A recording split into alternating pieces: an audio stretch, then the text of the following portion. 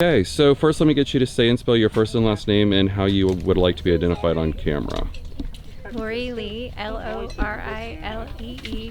Assistant Professor of Anthropology at Flagler College. Okay, and so what's going on out here? We are looking for the domestic sites or homes where the free blacks lived at Fort Mose from 1752 to 1763. So, why? Why? Yeah. Because this is the first free black settlement in the country, and it's a really important history, and we want to be able to say more about what people's lives were like out here. What did it mean for people to gain their freedom? How did that change their lives? Can we see any sense of that materially? When they had more control over their self-definition, do we see that reflected in the material record? When their homes, what were they shaped like? Did they have control over that? Do they have African influences? Do they have American influences? Do they have Native influences? Or are they shaped purely by what's available environmentally? We're interested in all those questions. So what does it mean for us today, though, to find all of that out? I mean, does it matter today? It matters so much today because there's still a contested political history in this community. I think the civil rights era in St. Augustine was a really important era here because there is still racial tension here. So to be able to talk about the significance of this time frame in this era, that free blacks were here, really helps elevate the identity politics, I think, in this region. It gives people a place to come to visit, and to feel a source of pride and connection to place. What's the basic process? So we're going to talk to intro to archaeology students, 101 kind of kids. What's the basic process of things that are happening out here? Like, what are the types of things that you guys are doing at a site like this? So the basic process is first you have to identify where you're going to excavate. Excavation is very timely, it's very expensive, and it's very destructive. So we want to be sure we only excavate in areas where we have the potential to answer the research questions we have, and do as little excavation as we can that will answer the questions so that we leave some resources for people with future technology. So we do testing to see where artifacts are and then where they're not, to figure out where the limits of the site are, and then where we're finding artifacts from the time period that we're looking for historically, we work there. And we don't isolate that time period. We do all the recent history as well. We have British period here, Spanish 2, Spanish 1, and then we have prehistoric. So we can talk about the history of the Native Americans who were out here before anyone else lived here. So it's a really great site to talk about all these different eras and how they impacted people's lives in different ways through cultural interaction and different types of cultural interaction. So we are, in order to do that, we are doing some open excavation, which you can see here. So shovel tests initially, smaller tests to identify presence and absence of artifacts and time periods, and then we know that there are some features in this area that look like they could be domestic, and that's why we're working in this particular area. We want to find more evidence of those structures. Kathy Deegan and her crew were able to identify elements of the fort and some partial clues about domestic sites. We want to continue their work and find the domestic sites. So going back to where she found features and artifacts from that time period and expanding that area open this way gives us a better chance of doing that. So we excavate in layers. Stratigraphy, we're very careful to note changes in soil and soil color because that indicates different types of human activity. And that can be different time frames. So that tells us when, and when tells us who. So we know if we're dealing with the British occupation here, or the site where free blacks were living here. Or the site where Native peoples were living here. So we're carefully going down to follow this stratigraphy. So digging, excavating, and then we take all the dirt, we put it in buckets, and we screen it, where we look carefully for artifacts, and we extract the shell. We weigh the shell, and we figure out how much there is across the site, because this is the remains of food. And so that gives us other evidence. It's a lot of material, so we discard that.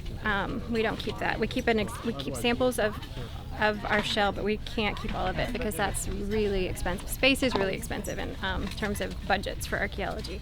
So we screen for artifacts. We take soil samples to look at different human activities in the past. So you can tell, for example, if there's a lot of phosphorus, that gives you indications about activities that were happening at the site. So we excavate, we remove the artifacts, and then from there we go to the lab and we wash them and we process them and we label them and catalog them and then interpret them. So it's a long process, and this is the first stage of that. What don't I know about archaeology that I should? I think a really critical element of archaeology is context. So I think that I tell all of my students that if you get one thing from this class, it's that context is important. This is the reason why we know exactly where our units are in space. It's why we dig so carefully and meticulously down in layers, and we don't dig holes. It's why we don't appreciate when people take artifacts, just dig them out of the soil, and it loses all its meaning because we can't tell when it came from, what it was associated with, and then who was using it and how. So it takes away the meaning. So the context is critical for the meaning. Another important thing about archaeology is that excavation is the first step. You spend 2/3 more time doing the lab work and analysis and interpretation. So this is exciting and it's rewarding, but it's only the beginning phase. Then we continue this process in the labs and on the computers. So. Cool. All right, let me get a shot for social. 3, 2. All right, so what's going on out here? Well, this is the start of hopefully a multi-year field exploration of Fort Mose.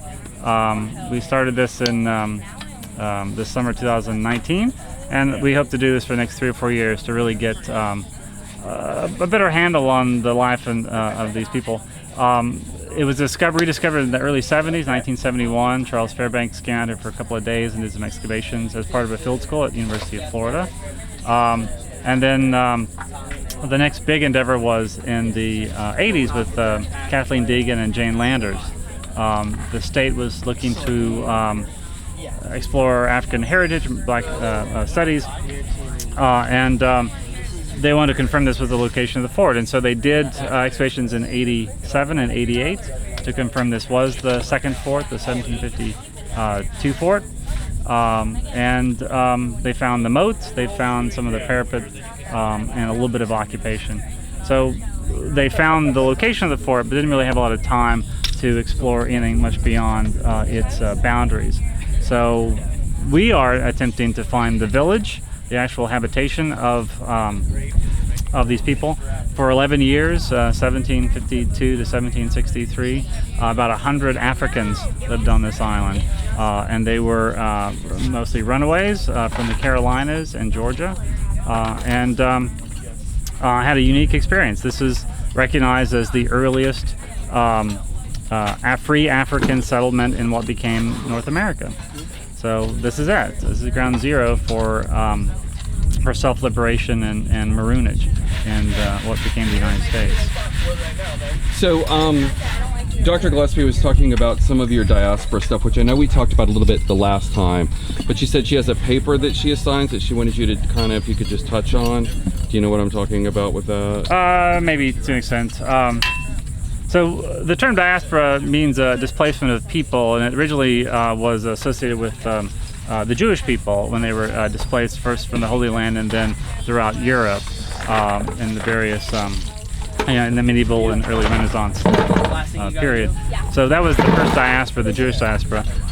Starting in the early 20th century, people started to talk about other diasporas, and then the African diaspora was recognized as following some of the attributes of a diaspora. So the African diaspora is really a forced diaspora for the most part. When the Portuguese and other groups started to find their way down the west coast of Africa in the mid-1400s, they started encountering African people, not just North Africans as they had been exposed to them in the Mediterranean world, but West Africans and Central Africans. And right at the same time, of course, they're being exposed to these new cultures. They discovered the New World, the Western Hemisphere, and it became this unholy alliance between exploration, early capitalism, and colonialism. And you find this entirely new continent or continents that require labor, and so they started trading for slaves very quickly in the 1490s. And the first African imports into the New World is in the 1497, 1501, and that becomes the standard operating procedure for colonialism is to use this coerced labor. And so the African diaspora is a forced diaspora, and it is global. It's not just the Americas. It's the Eastern Hemisphere. It's Indian Ocean. It's all over. And so in African studies in the United States in the 1920s, 30s, and 40s, there's an increased interest in and acknowledgement of African culture and heritage in the Americas. And there had been this previous belief that was fostered in the 19th century that Africans had lost their culture through the Middle Passage, through those first years of enslavement. And so they didn't have any remnants of African identity left in African Americans or Africans in the Caribbean, that they were basically a tabula rasa, that they had lost their culture. And many people, including most notably Melville Herskovits, who was a cultural anthropologist at Columbia University, increasingly was skeptical of that notion. And so in the 1930s, culminating with his book titled The Myth of the Negro Past, he dismantled the notion that Africans did not retain any heritage in the New World. He found, in fact, they retained lots of heritage. He worked in West Africa, the Caribbean, Brazil, and the American South, and he found many elements of African culture that had been retained even into the 1930s. So that was the beginning of the study of African diaspora, and in regards to archaeology, it doesn't really begin until the 1960s at the University of Florida, where Charles Fairbanks is the first person to do what's called plantation archaeology or slave studies, and that's done in 1968 at Kingsley Plantation in Jacksonville. And from that, Charles Fairbanks led a series of students and a series of excavations throughout the American Southeast that really was pioneer work to start what became African diaspora archaeology. So how can you take shelves and tell me all of this stuff?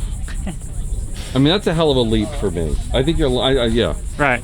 So the archaeology of the African diaspora takes many forms. It started on plantations, in slave cabins, plantation kitchens, things like that. And then started working on sites of free persons of color in the north.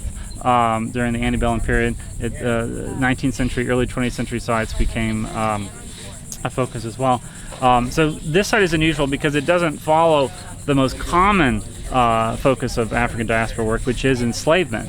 These are people who escaped slavery. They self-emancipated themselves. They went from the Carolinas down through Georgia, working with Indians to get themselves to the Spanish Empire on the fringes in the Western Hemisphere. So they self-emancipated themselves. And when they came here, this is the second fort that was founded in 1752. It is a military installation. It's also the home of these people. So what we're finding, they're only here 11 years, but we're finding in this basically an African village, the remains are fairly small fragments. Some ceramics, sherds of tin glazed earthenwares, some buttons, 3 beads, 1 shoe buckle. So the material we've been finding is slight by volume, but each piece tells an enormous story. It gives us chronology. It gives us insight into clothing. It gives us insight into foodways. Are they retaining African foodways? Are they eating foods that the Spanish would have eaten? Are they just adapting to local environments, new sources of food that require new cuisines? So all that can be determined through the small fragments of materials we're finding here on the island.